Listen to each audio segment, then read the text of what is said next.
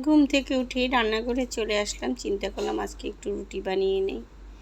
তবে কয়েকদিন এবার বানিয়েছি, রুটিটা কাই করে নিচ্ছি। তবে সব ভিডিও সব সময় করা হয় না, আজকে চিন্তা করলাম একটু করে নিই, যেহেতু এখন রান্নাবান্নাটা করব না। তবে স্কুলে যেতে হবে, যেহেতু আমাদের মিটিং আছে। এই যে এখন রুটিটা বেলে নিচ্ছি, তারপরে ভেজে নেব। এই যে চলে আসলাম আবার রান্নাঘরে, রুটিটা ভেজে নিচ্ছি। রুটিটা খেয়ে স্কুলে চলে যাব। সরি, তোমাদের গুড মর্নিংটা বলতেই ভুলে গেলাম। গুড মর্নিং, কেমন আছো বন্ধুরা? আশা করছি ভালোই আছো। এই যে এখন ব্রেকফাস্টটা নিয়ে বসে পড়লাম। যে রুটি, তারপর ডিম পোচ, চা, মিষ্টিটা পাশে ছিল, যেহেতু দীপ আর দীপের বাবা খাবে, কিন্তু আমি আর খেলাম না। এটা খেয়ে স্কুলে চলে গিয়েছি। এখন চলে আসলাম আবার স্কুল থেকে, মনে হয় 1টা বাজে, তখন আসলাম বাসায় এসে তো আজকে একটা এলাহি কাণ্ড, কারণ দীপের বাবা নাকি ফিল্টার ধোবে, সেই জন্য সে সব বের করছে, কিন্তু এর ভিতরেই তার একটা কাজ পড়ে গেছে, সে আবার চলে গেল।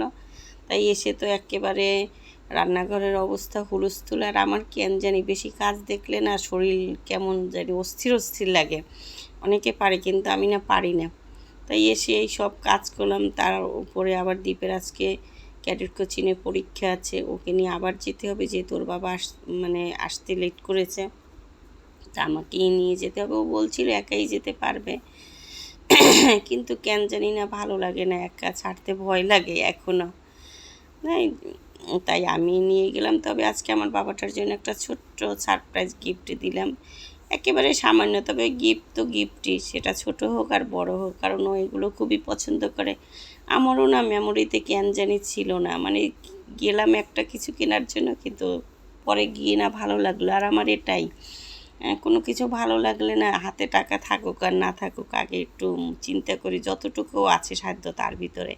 তা বাবুর জন্য একটা গিফট এনেছিলাম, সেটাও তোমাদের সাথে একটু শেয়ার করব। এই যে গল্প করতে করতে আমার মাছ ভাজিটাও হয়ে গেল।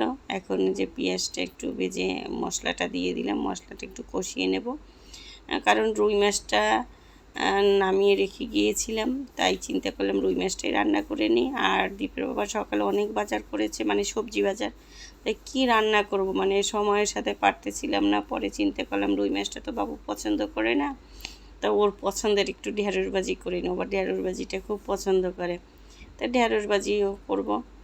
তবে ও এসে যখন দেখলো রুই মাছ, ওর একটা কেমন জানি একটা মানে দীর্ঘ নিঃশ্বাস ফেললো। আর এই রুই মাছের ভিতরে না একটা ট্যাংরা মাছ ছিল, সেটাও কী আর করবো, রান্না করেই ফেললাম। পরে বললাম যে থাক বাবা, মন খারাপ করো না, রাতে তো ডিম ভাজি খাবি, যেহেতু রাতে তো ডিম ভাজি আমাকে করতেই হবে, এই কারণেই চিন্তা করলাম একটু ঢেঁড়সটা ভেজে নিই। এখন এই যে ঢেঁড়সটাও মানে একসাথে পেঁয়াজটার ভাজার আমার সময় ছিল না। ঘড়ির দিকে তাকাচ্ছি, বাবুও বলতেছে যে মা প্রায় 3টে বেজে গেছে, আবার স্নান করতে হবে, রান্নাঘরটা পরিষ্কার করতে হবে, তারপরে বাবুকে ভাত দেব, আমি খাবো, স্কুলে যাব। মানে আজ আজকে দিনটা না খুবই কষ্টের ছিল।